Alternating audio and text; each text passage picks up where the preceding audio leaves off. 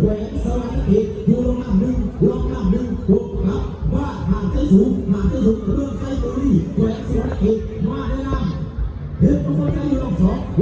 งปืนเจลงนี้หางใจสูงรอบสองรุ่นในสามที่ห้าสีไทยและที่เด็กแรกในรถไทยและที่เด็กในรุ่นแรกตอนนี้ต้องบอกบอกได้ของที่เด็กต้องไปทำหัวนี้ไอ้หนอกไอ้หาออกจากยุคบอยได้ก็มาฮาโลเน็ต